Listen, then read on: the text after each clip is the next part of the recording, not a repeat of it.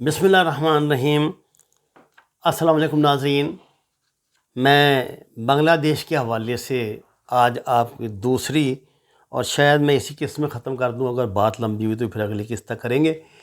مختصر آپ کو نوجوان نسل کو بتانے کے لیے کہ یہ جو بار بار یہ بنگلہ دیش کے حوالے دیتے ہیں تو اصل میں یہ حوالہ یہ نہیں دیتے کہ یہ پاکستان کی فوج نے یہ کیا تھا یا پاکستان نے غلطی، یہ حوالہ یہ دیتے ہیں کہ ہم نے وہ کام چونکہ کیا تھا پہلے تو اب اور بھی کر کے دکھا سکتے ہیں۔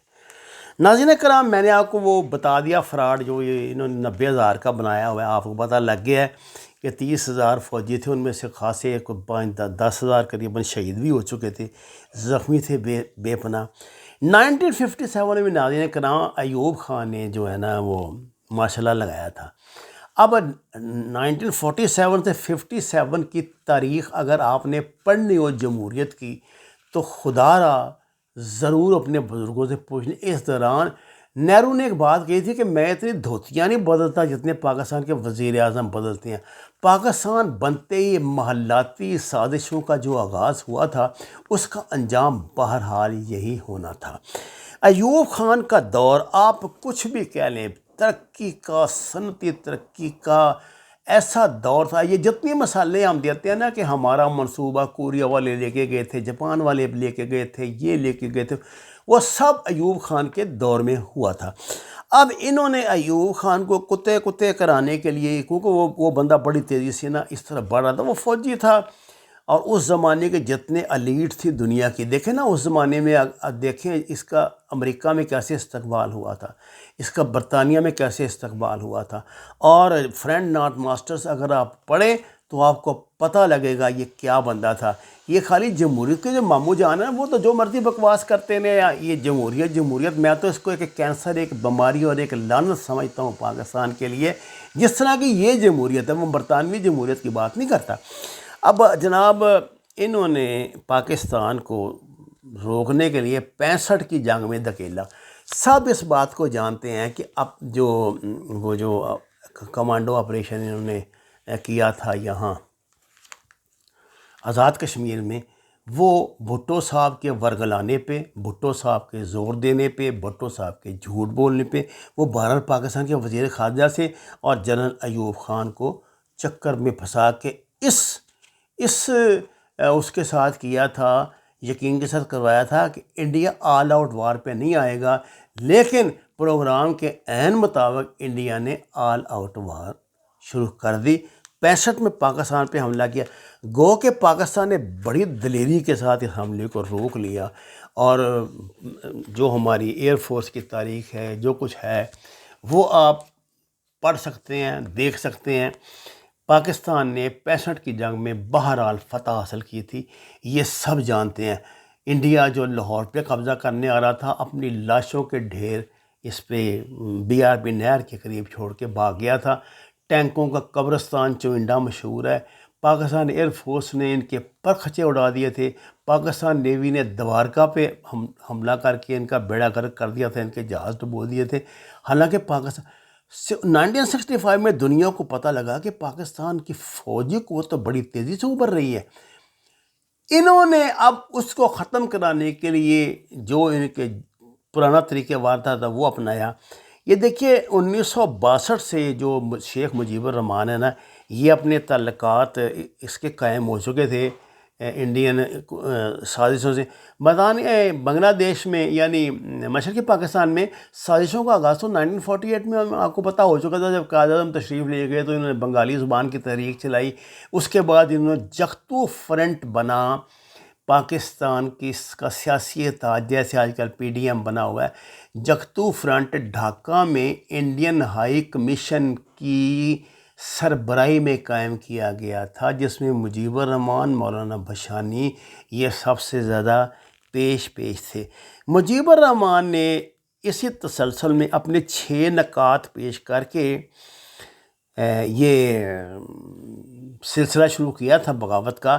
یہ 1966 میں بھارتی ریاست تری پلا میں نا اگرتلا کے مقام پہ اس کی انٹیلیجنس سے جو انڈین انٹیلیجنس ہے اس سے ملاقات ہوئی تھی، جس میں بتایا گیا تھا کہ بنگلہ دیش کو الگ ملک بنانے کے لیے کون سی موڈس اپرنڈائی اپنائی جائے گی، اس پہ اس نے درجہ بدرجہ لفظ بہ لفظ عمل کیا۔ اور 1970 میں مجیب الرحمان میں مکتی بانی کی بنیاد رکھی۔ مکتی بانی کا مطلب ہے آزادی فوج، آزادی کی فوج۔ 1970 کے انتخاب تک مکتی بانی کے مسلح قاتلوں کی تعداد 2.5 لاکھ ہو چکی تھی۔ یہ جو بکواس کرتے ہیں نا دن رات کے جناب، وہ جو 71 کے انتخاب تھے بڑے غیر جانبدارانہ تھے، غیر جانبدارانہ تھے یہاں مغربی پاکستان میں۔ مشرقی پاکستان میں تو پاکستان کے حمایتیوں کو انہوں نے گھروں سے نہیں نکلنا دیا، ووٹ کیا انہوں نے ڈالنے تھے۔ اچھا، مکتی بانی کی تربیت کے لیے جناب انڈیا نے 50 تربیتی کیمپ سرحد کے ساتھ ساتھ قائم کیے تھے، جہاں انہیں ٹریننگ دی جاتی تھی۔ مکتی بانی کے افسروں کو تو باقاعدہ انڈین ملٹری اکیڈمی مطلب دہرادون سے تربیت یافتہ تھے نا، ان کو بارودی سرنگیں لگانے، دھماکہ خیز مواد، مارٹر بموں، مشین گنوں، وائرلیس سیٹوں کے استعمال کی ٹریننگ دی جاتی تھی، اور ان کو پولینڈ اور یوگوسلاویہ بلکہ امریکہ کے بھی ہتھیار جو دیے گئے تھے، جبکہ 57 mm کی رائفلیں، بارودی سرنگیں روس سے اور وائرلیس سیٹ اسرائیل سے آتے تھے۔ اسرائیل اس معاملے میں پورا ان کا ساتھ دے رہا تھا۔ ناظرین کرام، اس فوج کے ساتھ انہوں نے قتل عام شروع کیا، اور پاکستانی فوجیوں کو جس یہ راستے سے بھٹکا کے 2-3 کو گرفتار کر کے جس بے رحمی کے ساتھ شہید کرتے تھے، آپ اس کا تصور بھی نہیں کر سکتے۔ میں آپ کو صرف یہ بات بتا دوں کہ مشرقی پاکستان میں 9,000 تھے مغربی پاکستان کے فوجی، جبکہ 18,000 سے زیادہ بنگالی فوج بغاوت کر کے مکتی بانی سے مل چکی تھی۔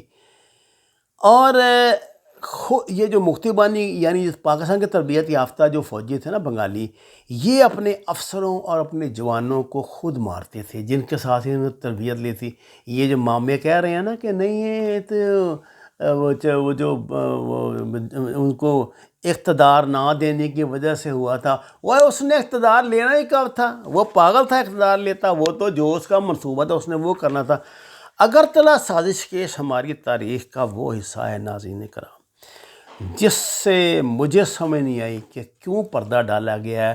اور اس زمانے میں یہ جو بنا ہوا تھا فرنٹ، یہ اسلامی جمہوری کر کے، جس کے نوابزہ نصر اللہ خان، وہ بھی اللہ کے بندے، سیدھے سادھے بندے تھے، 8-10 جماعتیں اس میں شامل تھی۔ انہوں نے جناب ایوب خان پہ دباؤ ڈلوا کے اگرتلہ سازش کیس واپس کرایا، جس میں باقاعدہ فوجی افسر گرفتار ہوئے تھے جو بنگالی تھے، جنہوں نے اس بغاوت کی کمانڈ کرنی تھی۔ ناظرین کرام، 14 مارچ کو ذوالفقار علی بھٹو نے یہ شرمناک تجویز دی کہ مشرقی پاکستان میں جو اقتدار ہے وہ دے دیا جائے مجیب کو، مغربی پاکستان میرے حوالے کر دیا جائے۔ اور 21 مارچ کو یحییٰ خان نے صورتحال کو سنبھالنے کے لیے بذات خود شیخ مجیب سے ڈھاکہ میں ملاقات کی، لیکن جیسے ہی وہ جہاز ان کا ادھر مغربی پاکستان کے لیے اڑا، شیخ مجیب الرحمان نے بنگلہ دیش کا اعلان کر دیا۔ یعنی 23 مارچ 1971 کو مشرقی پاکستان کی عمارتوں سے پاکستان کے قومی پرچم اتار کے بنگلہ دیش کے پرچم لگا دیے گئے، اور اسے انہوں نے یوم مزاحمت کے طور پر منایا۔ یہ کھلی بغاوت تھی۔ 25 مارچ کو شیخ مجیب الرحمان کو ہم نے گرفتار کیا اور اس کو پاکستان لے آئے، اور یہ پھر بنگلہ دیش بننے تک پاکستان میں ہی قیدی رہا۔ ناظرین کرام، جو بنگلہ دیش کے جو ٹریننگ کیمپ تھے، آج میں آپ کو ان کی ایک عجیب و غریب حقیقت بتاتا ہوں۔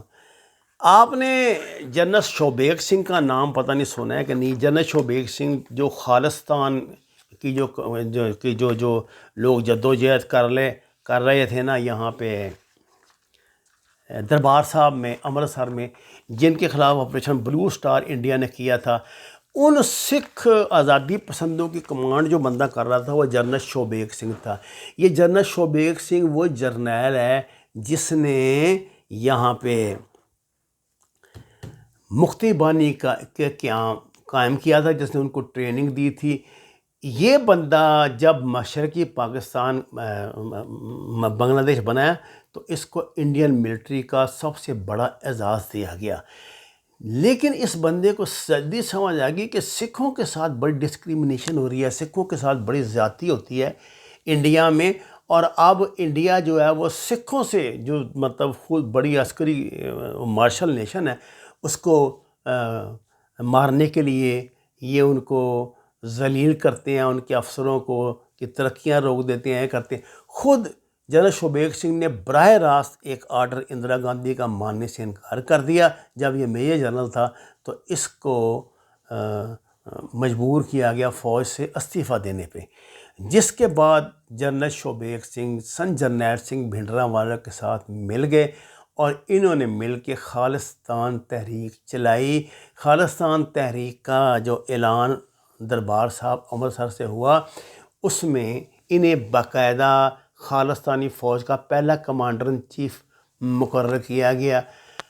مفتی بانی بنانے والا یہ بندہ اپنے ملک سے، انڈیا سے، انڈیا فوج سے کتنا کمیٹڈ ہوگا، لیکن اپنی ہی فوج کے خلاف لڑتے لڑتے یہ 8 جون 1984 کو دربار صاحب کے اندر سن جرنیل سنگھ اور دوسرے ساتھیوں کے ساتھ شہید ہو گیا، اور ساری زندگی کے لیے یہ پیغام دے گیا سکھوں کو کہ مرتے مر جانا لیکن ہندو کی غلامی نہ کرنا۔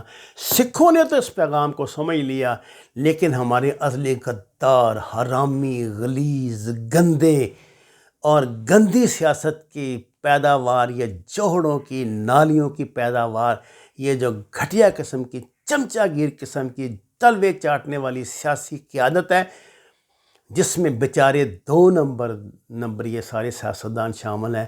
انہوں نے 2 خاندانوں کی، بھٹو خاندان اور آل شریف خاندان، ان کی غلامی کو جمہوریت کا نام دے دیا ہے۔